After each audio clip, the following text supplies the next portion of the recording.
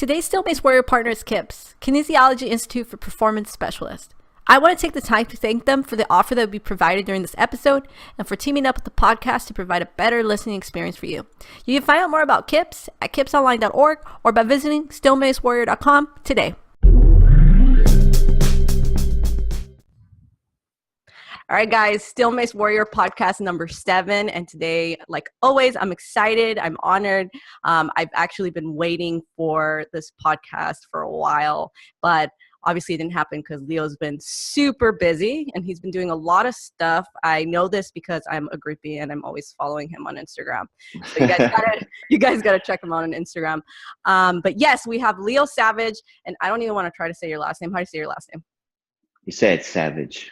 Just Savage. All right, cool. Yeah.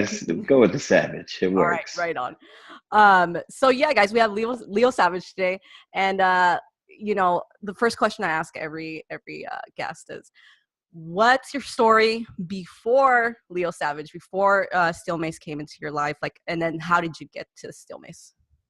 Man, that's it's a long story. I'm 37, so it could be a long time. But let me, I guess, more or less. So I've been in martial arts, whether it was in class or imagination and play. I've been a martial artist my whole life.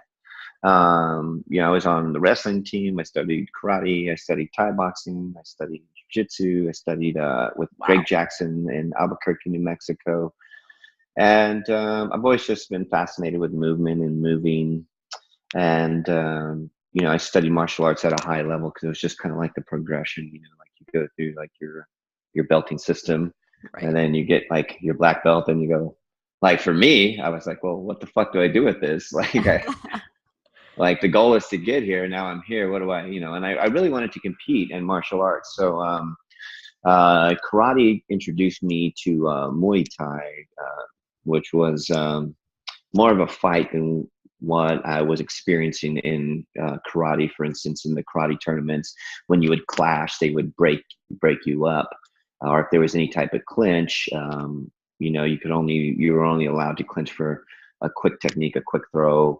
But in Muay Thai, it was like you could throw people, you could elbow them, like you were taught to headbutt, straight on, like Savage. Yeah, you couldn't do it. You couldn't interact on the ground, but I was like, okay, that was cool. And so after I studied Muay Thai for a while, I went to Albuquerque, New Mexico, where I got to study with Greg Jackson, and then I got to compete and represent the original Gado Jitsu system that Greg created. And so I was a martial artist, and I competed in MMA and in karate and Muay Thai. And then somewhere along the lines, I got hurt and got out of fighting and got into the strength and conditioning aspect of health and fitness. And I got into a couple like big box gyms, and by big box gyms, I mean like they have like LA Fitness and like all these like big chain gyms.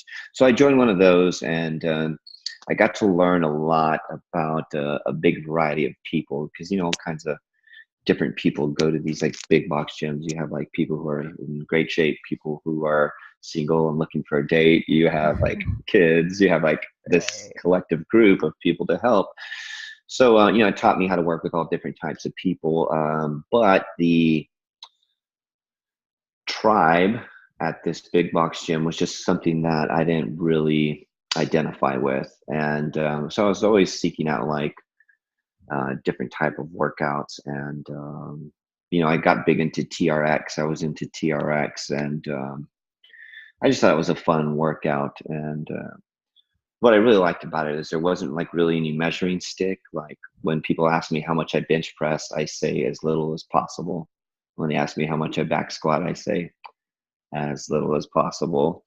And because I'm just not really into like providing a number to validate my strength, whereas to like the TRX trainers, there wasn't like a weight on them. Like you could change the angle on how you use the suspension trainer and make yourself heavier in the effort. But anyways, I got into TRX and was kind of an outcast at my gym. Can you believe it? And TRX, that's crazy. Yeah. I had a bright pink TRX set, so it was kind of. I'm a rebel. I was fucking rebelling. I always rebel. That's My thing. fantastic. So, like the barbell guys and I didn't like really see eye to eye. Okay, so fast forward, it's 2014, somewhere around then, and Brock Lesnar's training for a fight, and I was watching like one of the like previews, like showing Brock Lesnar train for his UFC event, and he was like hitting a monster truck tire with a sledgehammer. I'm like, we've all seen that, no big deal. But he was like using one hand with a sledgehammer and just like Wow. crushing this tire. And I thought, like, man, like karate would have been so much cooler if we would have had a sledgehammer as a weapon, like as a form. And I went to the gym and started fucking around with the sledgehammer, and it felt cool. Like I really didn't know what I was doing. So I had some experience with the sword, and that was like my favorite weapon. And I felt like I identified a lot with the samurai and the Bushido spirit, and so that was my shit, man. But I really didn't have any knowledge of how to work a sledgehammer, so I just used it like a samurai sword, which is like very fucking hard because the two Yeah. pieces of equipment are balanced completely opposite. And but nonetheless, like I found a real energetic charge from it. I felt like I worked out, but more importantly, more than I felt like it worked out, I was like, man, I felt like I fucking did something. I felt good. And the gym, they didn't, they weren't into what I was doing, so they like, kind of shunned me, pushed me more off into my pink TRX corner. So sometime later, I figured I had a healthy practice with a sledgehammer. I ran into this guy who was doing a kettlebell certification at the gym I was working at. His name's Ken Blackburn. So thank you very much, Ken Blackburn. I talked to Ken Blackburn about kettlebells. We got into a weird conversation because I had done some research on the mace and hammers. And, I asked Ken if he had ever heard of a mace. And he was like, yeah, I swing one every day. And I was just shocked because, nobody knew what the fuck a mace was. And so he said, hey, I'll send you a couple. And he sent the gym I was working at 3 steel mace, a 10, a 15, and a 20. 10 are on it steel mace. And, I remember going in the gym and like being like, oh, fuck, like this is the real deal. I was like, the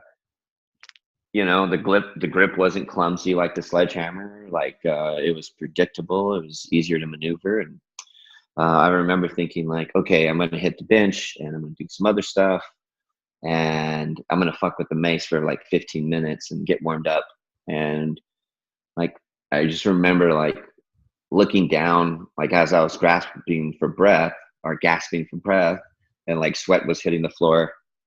And I was like, man, I've been at this for a while. And like I had set the mace down and my hands were like vibrating. And I was like, oh, okay, well, mess with the mace a little bit longer. And I looked at the clock and it was like 2 hours later.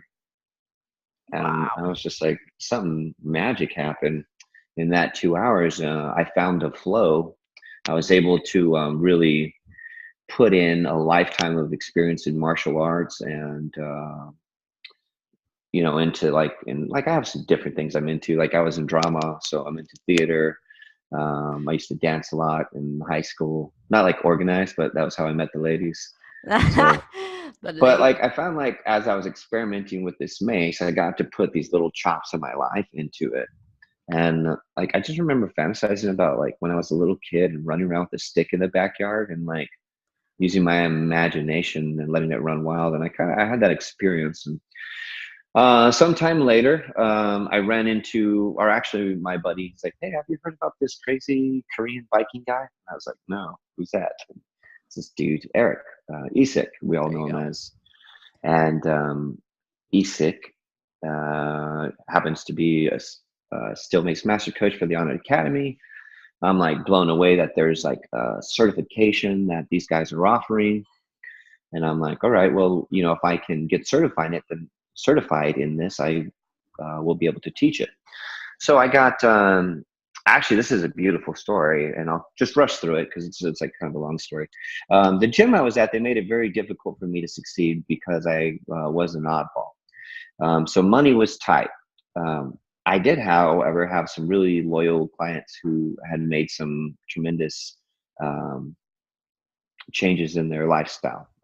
Anyways, I had a client named Joylene Garcia, and Joylene realized I was being picked on because she was a Oh. victim of being bullied herself. Yeah. And she knew how important this Steel Mace certification was to me. And I think she knew I couldn't afford it. And long story short, Joylene paid for a good portion of my Steel Mace certification. Wow. So it That's was like awesome. a continuous amount of gifts from people like Ken Blackburn giving me the mace, um, Joylene helping pay for the certification. And so I went to the certification, and I was scared out of my mind. I wasn't scared out of my mind. I was very intimidated because I had already created a body of work using the Steel Mace. And I came from very dogmatic systems. This is the only way you do it. You have to do it like this. Everywhere outside of this is wrong. So I was going into a system already with the system, and I thought, like, Right. these guys are going to tear me up. So, but if you've ever met the guys at the Onnit Academy, they're a bunch of open-minded free thinkers. And after the certification was over, which was a magical moment for me. I mean, I'll never forget what that was like. The instructors, Shane and Isik, Shane specifically, said, all right, man, now you have some extra tools that we gave you that you can put with what you do. And I was just like, man, this guy empowered me to be myself. And it was the first time in Right. health and fitness, like, that I was really allowed to do that, to like really express myself. Like when I was in karate, it was very strict, very narrow. When I was in Muay Thai, like, you only kicked like this, you only elbowed like this, you have to make these sounds. So it was awesome. So that's what I did before the mace, and more or less how I got introduced to the mace, my certification. There's another couple years of story in there, but that's the gist of it. Yeah. So that's the summary. So for people, I guess when people get into steel mace, they go into Mm-hmm. it like traditionally. What you do is flow. Can you explain a little Mm-hmm. more about what flow is? Like if someone hasn't seen your Instagram and they're just wondering, what is steel mace flow? Yeah, I would say that when you say people get into swinging mace traditionally, I would probably ask you to define that, because I think you might have a different idea of what traditional is than I might. But I would probably say that you're thinking of like the people who swing 360s and Right. 10 and 2s. 10 and 2. Okay. I have a hard time thinking traditionally people stood still with a steel mace, a weapon that they used to defend their lives, and There you go. swung it for repetitive movements. So I would say traditionally, uh, people who probably used a weapon probably moved around and expressed themselves like all forms of weapons in martial arts. But we'll just, that's my idea of what traditional mace swinging is actual practice of martial arts through the mace. Um, so, but there is a group that swings competition style, that focus on traditional gata swings. Mm-hmm. So way back when the gata was like it's like a very big, a very heavy mace, a very bulbous cement globe, and a very thin wooden handle, preferably bamboo shoot, to Right. really off center the mace, or the weight. Now, people in Persia have swung the mace for thousands of years and always use it as a training tool for combat. Somewhere along the lines, this particular group said, "Okay, these are the traditional moves that they would use. Let's practice on these, the 10 and 2s and the 360s." And then I would also say that, in my experience, when people are introduced to the mace, are picking up the mace for their first time, I would say that they are probably not doing, and this is just my perspective, probably not doing the 360s and the 10 and 2 swings. I would say that there's more of an understanding that we can't just stand in a single plane and move weight. We have to move around and understand how these offset loads affect us. So I would, just two different things, two different trains of thought. What is flowing with the mace? To me, Um, so it's kind of like it's a hard question to like really articulate. It means a lot to me, so I would always try and be like very careful how I describe it. But if I was just going to describe it to people, I would say, like Bruce Lee had this saying. Like I said, I don't fear the man who knows 10,000 kicks, but practice one kick 10,000 times. So that's cool, but Bruce Lee knew more than one kick, right? He knew a lot of them. And the idea is you build up enough reps in this one technique, a kick, a mace swing, a transition, that it becomes permanently installed into you. And what I do is I rely on my instincts that I've built up over training with the mace and doing reps after reps after reps to move freely with the weight. In no particular order, in no particular reason, just simply I enjoy moving it around. It makes me feel electric. There are some benefits to it, like people have said, like, for me, flowing is expressing myself. So when I grab my mace, I get to free my mind.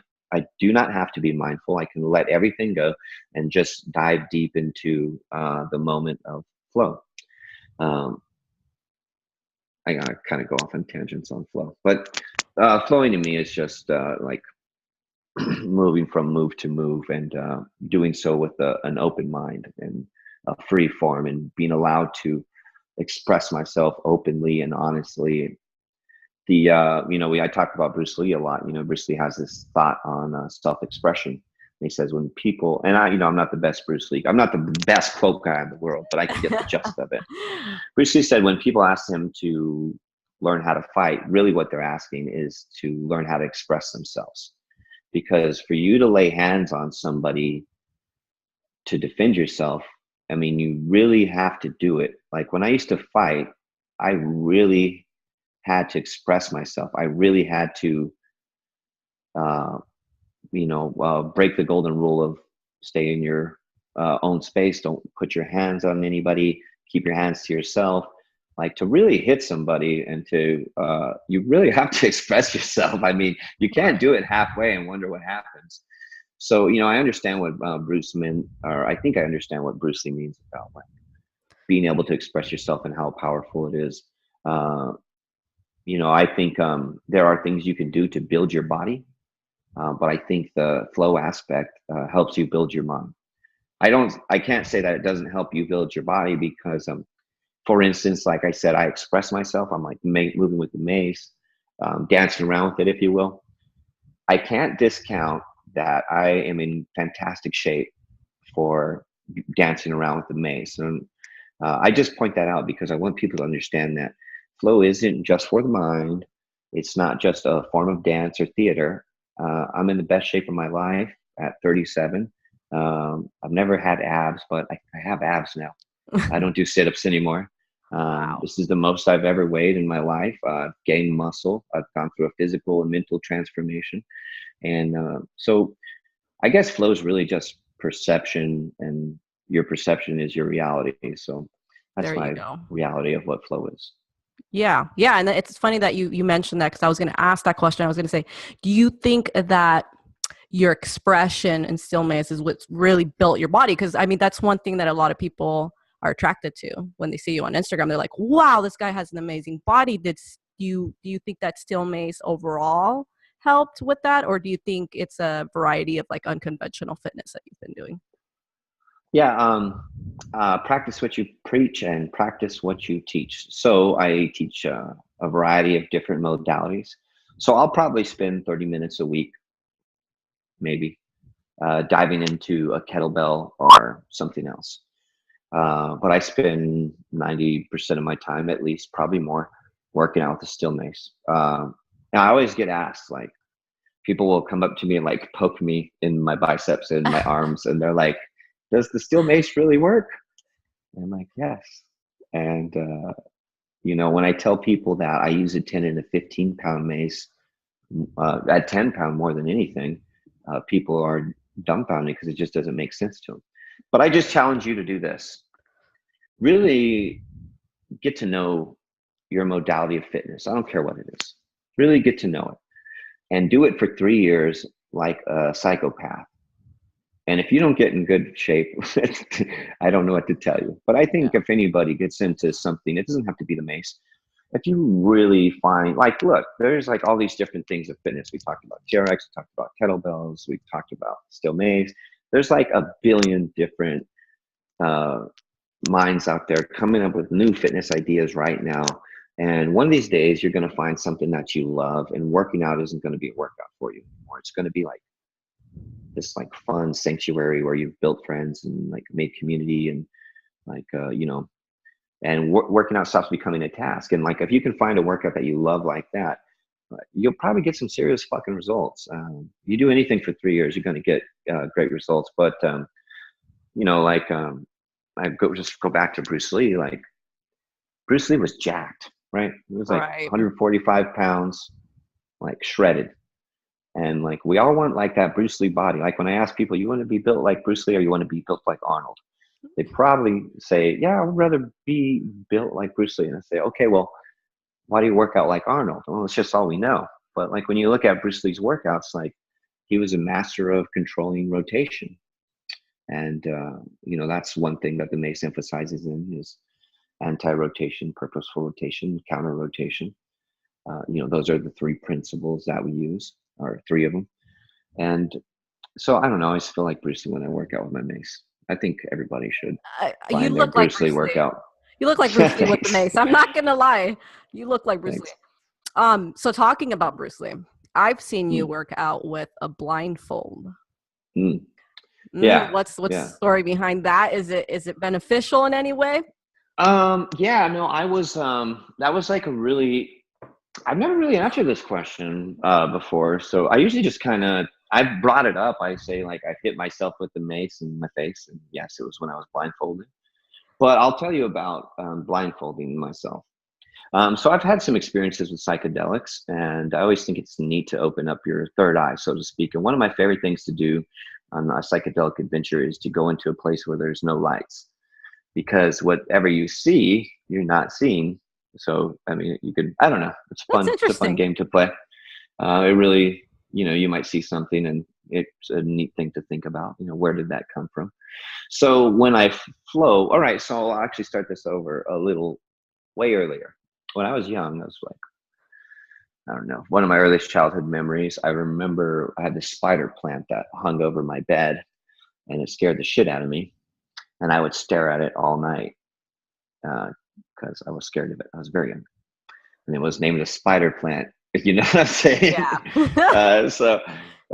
Leo was scared of the dark when he was young. And I would stare at this plant, and it was neat. I started to like develop this thing where even though I was staring straight, like my field of vision would narrow, like almost just dim, and to where I was literally like seeing, like, I don't know, say through the plant or past the plant, but anyways, everything would go dim.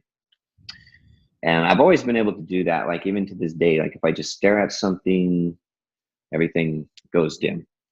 And it's kind of like closing your eyes and staring at a light. Like you can see like images or light. I know it sounds kind of weird, but I'm just going to get into it.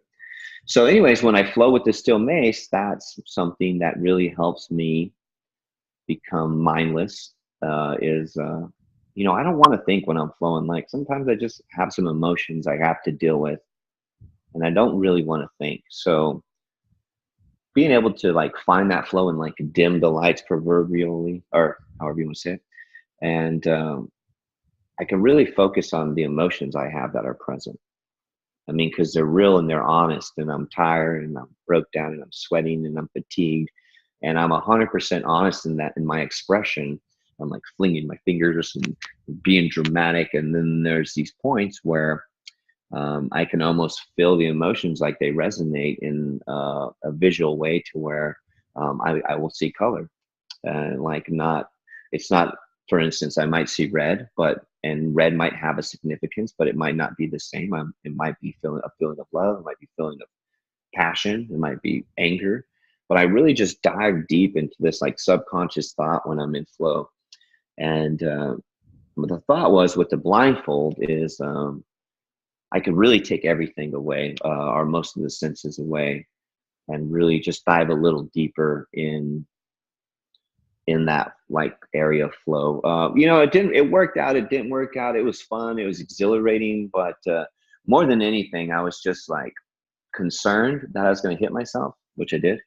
But it was awesome to like get brave. I became brave with the mace. Like I started doing like hand release, like throws, and like being able to catch a mace and just knowing exactly where the fuck it was when I told it to be where it needed to be.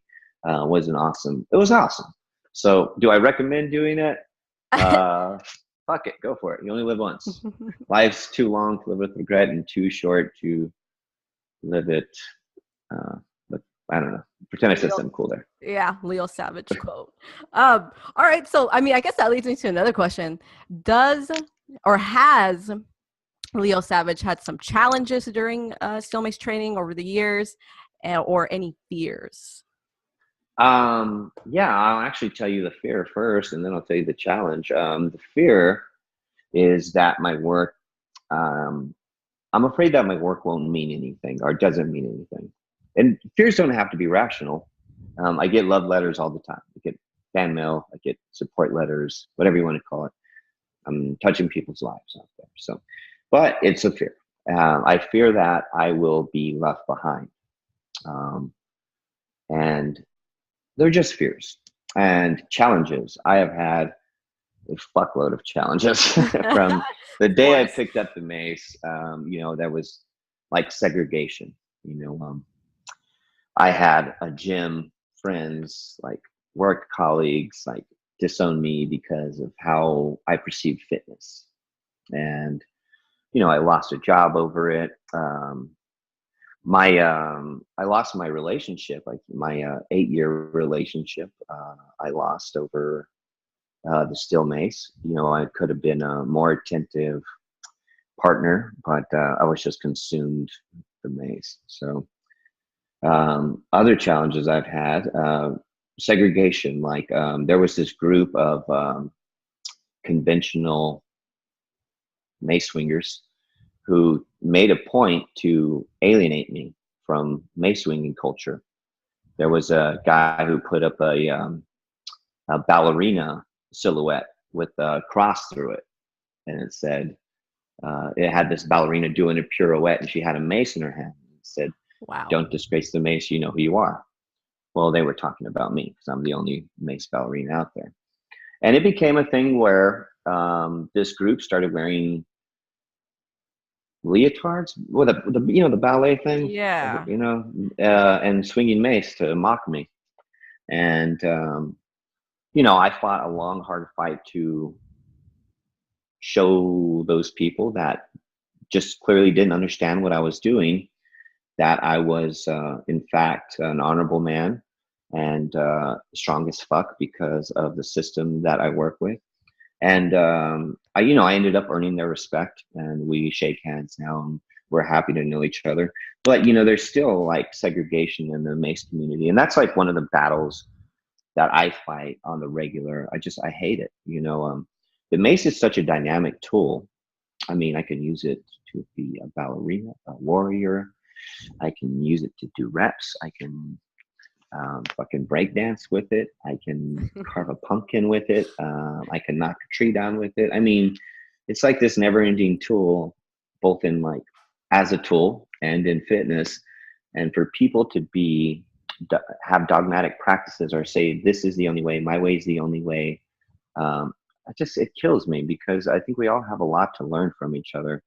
And as the mace has been around for thousands of years, but like up until recently, up until the Onnit Academy, and there's some other dudes out there that have helped along the way, but the mace has really changed in a whole new way. And if it's changing like drastically, that means it's evolving. Right. And if we're smart, then we can't just say, can you imagine the barbell, right? You can only use the barbell for bench press. That's it. You have to do it with neutral wrist. You can't do it with hooked wrist. That's it. Boring. Well, you just can't put something that's so useful like in a box. And so fuck the box. If there's a box, break it with your mace. Don't get in the box. Here's the thing about being in the box. It's comfortable. There's regimented. Mm-hmm. But we're humans, all right? Even if there's everything we want in this box and we understand it, I can only be told to be in that box for so long before I start looking at the corners, looking at the cracks, and trying to figure out a fucking way out. So fears, I don't want to get left behind. I want my work to mean something. Fights, struggles, I just want us all to get the fuck along. There we go. But yes, I love that unity, for sure. And I mean, that's part of the reason why I started Steel Mace Warrior. I wanted to bring you guys all together. You know, traditional flow doesn't matter. We want to bring everything together, guys. So you've named your Steel Maces. I don't know if you want to go through those names, but I also want to know, have you named your flows? Yeah. So when I was a young kid, I love video games. Actually, there's a video game coming out in 9 days, 8 days, and me and all my friends are going to play the shit out of it. I love video games. Anyways, when I was a young kid, I used to go to the arcade, and there was a game called Street Fighter 2. And I must have been like, I don't know, 7 or 8. And this game cost 50 cents, which was outrageous. I mean, that was like we were poor, so coming up with 2 quarters was rough. But I was so fucking good at this game. I would just clean up the arcade. I would beat grown-ups at a video game. And it was the first time as a kid I was better than an adult at something. I don't know if you remember what that was like. Like you figured out you were better than an adult at something. Like that was a good experience. Anyways, I used a character named Ryu. Ryu made me feel like Ryu. He made me feel like this unstoppable video game character. When I swing my mace, I feel the same exact way. So I named my mace Ryu. The next question was, do I name my flows? I try not to okay, so whenever I teach like my workshops or teach people how to use the mace, I would love to be a great illustration of things you can do with the mace. But at the end of the day, I don't want you to be me. Like you and me, we could train for 12 years together every day, every workout session. We will never be the same. So fuck the bullshit. Let's just embrace that up front. Like, I don't want you to be the same. You've got a little bit of background in CrossFit. I would love to teach you how to use the mace the way I teach people, and to see what you did with it with your CrossFit background. I do have some flows that I've named. This flow, that like Diamond Flow, the Ronin Blade Flow. There's some cool flow names out there. But there's the Combat Flow. There's a ton. I just did like a whole series on yoga and mace and flows. So yeah, you can totally name them, but I'd rather just give people the tools to make their own. That's a hard technique to teach people. It's a lot easier, I found, if I just tell them these are the steps you do, teach them like how to put together some flows, and then once they've learned like my series of flows, it seems like they start to understand it. Oh, I get it. You connected this with that. You connected this with this. Really, everything connects with everything. Now, I just spent the last, I don't know, last month I was in Bellingham, Washington, and I got to film for 5 days, 6 hours a day. So I have a ton of content coming out. It'll be for sale worldwide. I don't know if it's worldwide. Yeah, worldwide. Why not? And, it's really got all my moves, all the names of my moves, and then a special masterclass series of Steel Mace flows. I was going to ask you about that, because I've been, again, I spy on you on Instagram. I'm like, what is he up to? I had this feeling you were up to something like that. Yeah. I've made a couple, there's been a couple times I've tried to put my work out there, and just, these things are hard. They're difficult. I've run into a lot of people who don't necessarily care about the savage, but care about making money off of the savage. Oh. And it took me a while to find some people who, I don't mind if you make money. Don't get me wrong. Make some fucking money. But the people that I want to work with, I want them to fucking care enough, because at the end of the day, I hope to inspire somebody enough that they can change their life. So I take it very seriously. Anyways, I found a colleague, Summer Huntington. She's this beautiful creature from out in Bellingham, Washington. She's got this huge body of work. She invented Club Bell Yoga, or is the co-creator of Club Bell Yoga, which is still clubs and yoga, primitive tools and movement, mace movement. It's what I do. Right. She had me down for a seminar. It was the best 2-day workshop I've ever taught. It was life-changing in so many ways. And while I was up there, we got to record my entire body of work. And Wow. yeah. And not only that, but Summer has a degree in kinesiology. She works for a company called Rad Roller, and put together, and she's got a 500 teacher training in yoga.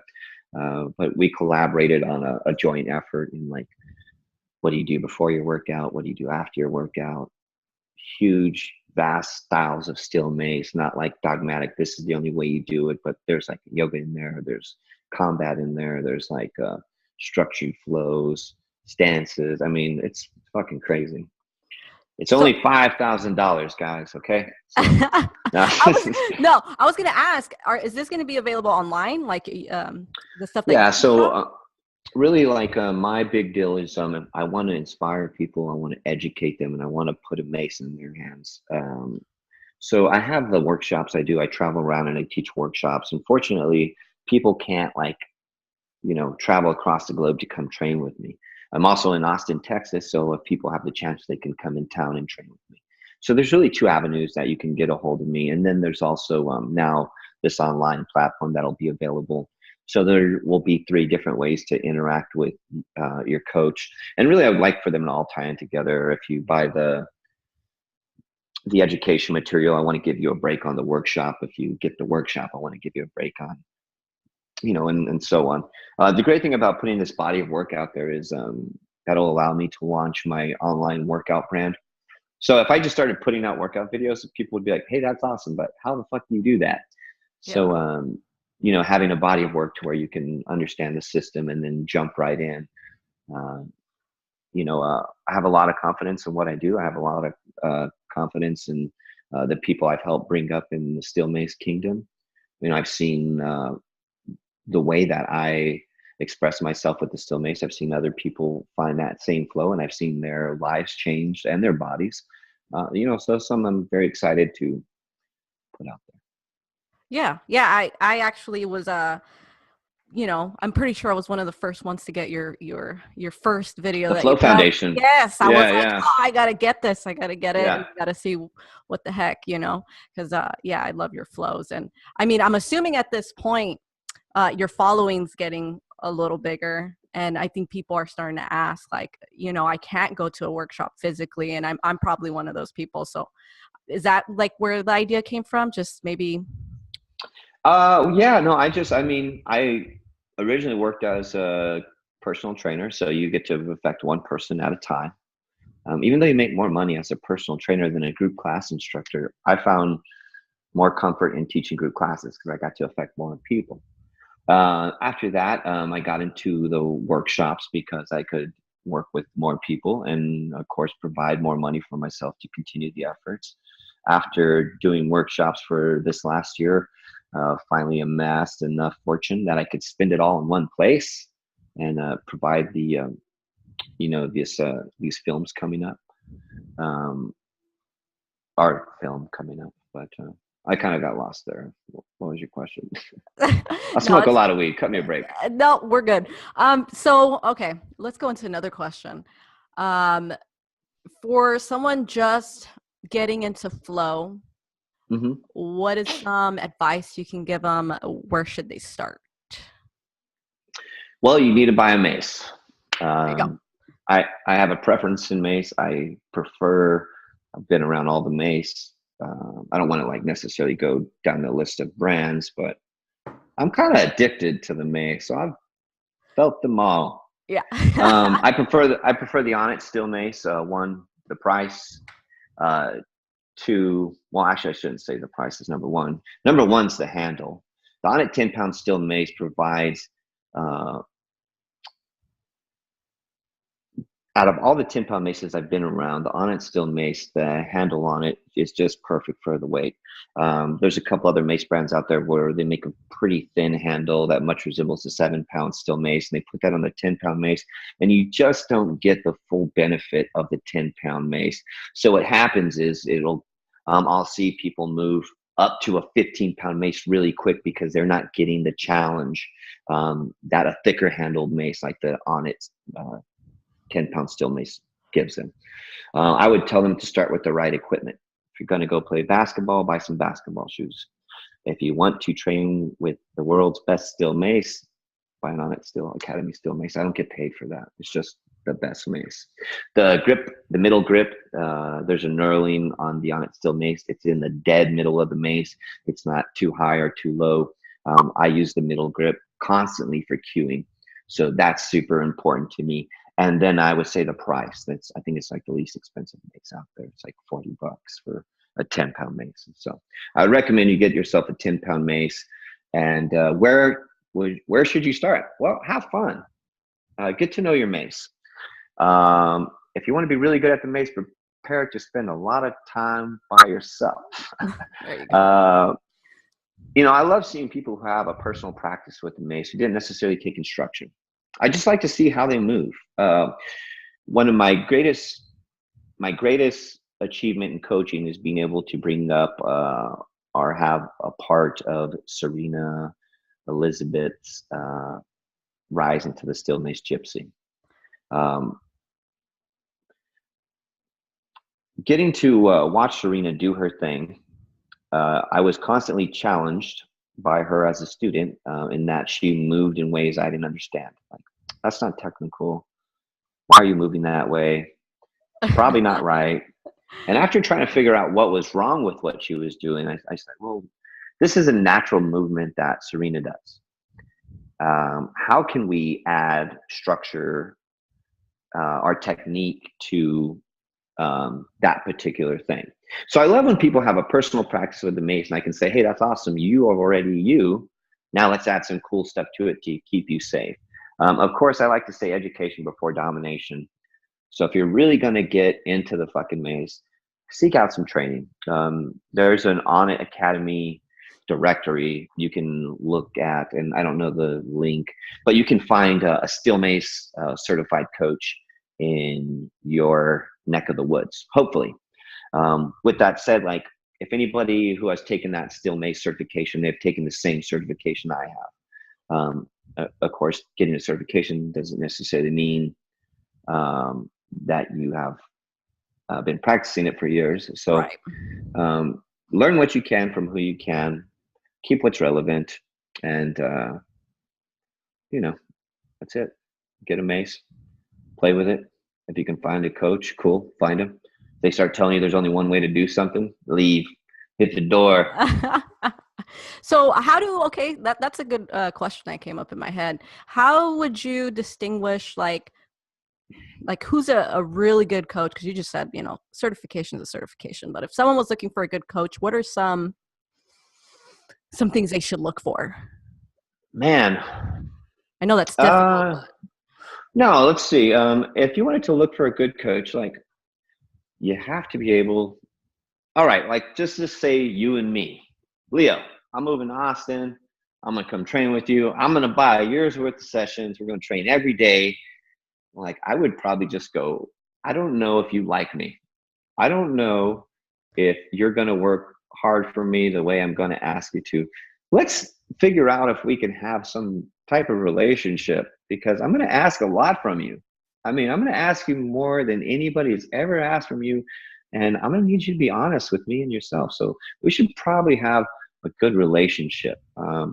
Most coaches will offer you a free session, like a gym will offer you a free week. So use it. Figure out if this is something you're into. And don't be afraid to ask questions. And if you ever ask a question and you don't feel it's been answered to your satisfactory, like, just ask somebody else. Do your own research. And most people out there are generally good people in the health and wellness business who work with unconventional tools. And here's why I say that. because the road to the gold isn't with unconventional tools.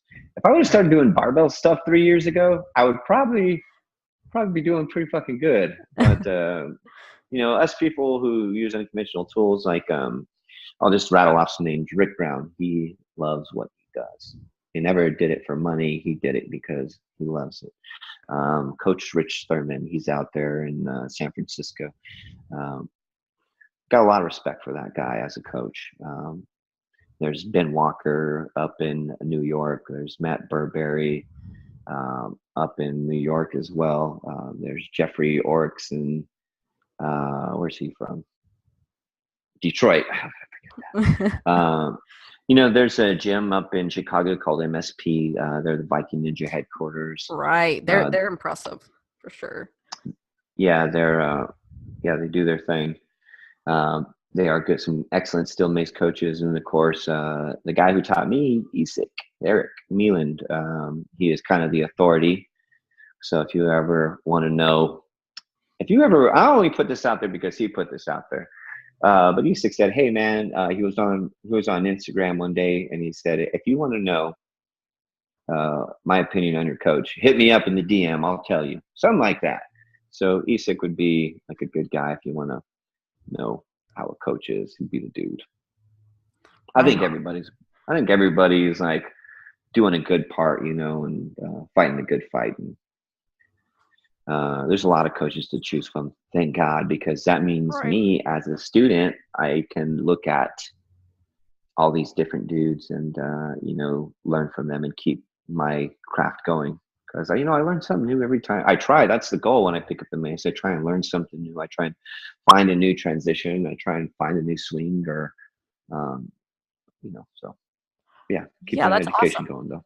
That's awesome. Yeah, we got to keep an open mind. Actually, I just got done doing the Mr. Mace Man episode, so I'm actually really excited about that. And he had mentioned that we're talking about women in training, and he had mentioned that women actually have really open mind and that they're easier to train.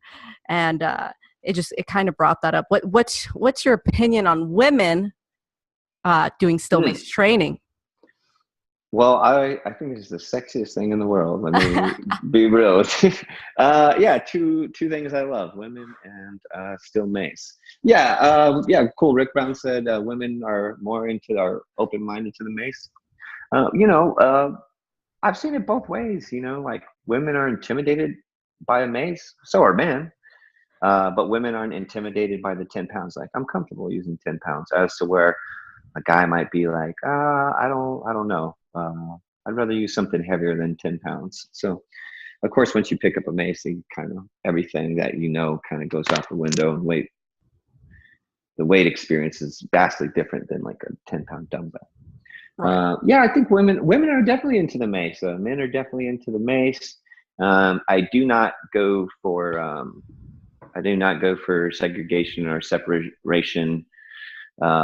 Steel Mace for everybody, not Steel Mace for an exclusionary pack. So I support women, I support women's lib, I support bros, I support bros lib, but I just think making something out there, like if I was silly enough to create like a Steel Mace men page, like, come on, please. Yeah. Like, I'm happy everybody uses the mace. Kids, women, dudes, all of us, man. But fuck the lines. I'm not into them. The mace is for everybody. There we go. Maybe that should be the name of the podcast. Huh. No, I guess I don't want to keep your time, but I just have one important question. When you flow, what's the heaviest you've gone? Because you mentioned that right now. I think you said 20, but have you gone heavier than that? Is that possible with flow? Yeah. Well, really, your perspective on flow is like, of course, you can flow with a heavier weight. I was flowing with a 45-pound barbell. Wow. So I was. We have a 50-pound mace at the Honor Academy. I flowed with. So I'll say this too. Like, I do work out the 10-pound mace most of all. There's a lot of skill building. I can work out with the 10-pound mace for hours, and I really, really, really enjoy working out with the mace. So I'd rather have the 2 hour, 3 hour long experience rather than the 45-minute experience. So there are very few things I cannot do, or I can do with a 10-pound mace that I can do with a 25-pound mace. I can do just about all the same moves. I can't think of very many, and I'm really challenging myself to think about it. I think there's one or two things I can't do with the 25-pound mace that I can do with the 10-pound mace. Don't get it twisted. Just because I post a 10-pound mace video doesn't mean I don't use a heavy one, or vice versa. It's a 1 minute, look how cool I am Instagram video. It doesn't necessarily tell the whole story. Right. You can flow with whatever weight you want to. There we go. Yeah, I wanted to know that, and I'm pretty sure a lot of listeners would probably want to know, like, what, because I guess flow just has this this thing going where it's like, well, if you flow, it's usually very light, right? But I guess it just shortens your time. The heavier you go, maybe it shortens your time. Well, I mean, I guess if that's the perception, but you can have a longer practice with a heavy mace and a long mace. I guess that would just be what you're into. Yeah, I would say like the Viking Ninja guys, they flow with heavier equipment. Right on. So that would I would in fact say that you can flow with heavy ass shit. Right. All right. So is there any shout outs you want to give to the Steel Mace community? Anyone? I mean, I know you mentioned some people earlier, but you want to mention where they can find you? I do want to thank you for giving a place for Steel Mace people to be interviewed, and I think what you're doing is cool. So I really appreciate you doing your thing, and there are a couple other people, of course. Serena, the Steel Mace Gypsy. Yeah, I wouldn't be where I'm at today if it wasn't for Steel Mace Gypsy. She was at my very first class. She was at my very last class. She's actually, I gave her a certain amount of, she's going to be making some money teaching Steel Mace workshops with your boy, because she showed up to class every fucking day. So, now she's she's always been a part of the Savage. Savage is kind of, I guess, the assimilation of free thinkers who don't give a fuck what your style is. That's us. She's always been a part of the crew, but it's just like time to start paying her. It's time to be a part of the Savage, and like, just because Serena's like part of the Savage doesn't mean like I encourage her to go out there and learn as much as she can from as many people as possible. Like I know she has big plans to study club bell yoga with Summer Huntington, who is another great love of my life. Summer Huntington is the coolest chick, and she offered me a life-changing experience, and I will never forget her for it. Other people, of course, I always thank Isik Milan for coming up with the curriculum that has helped me change my life, and many, many others out there. It is his teachings that I honor more than anybody's in the Steel Mace Kingdom.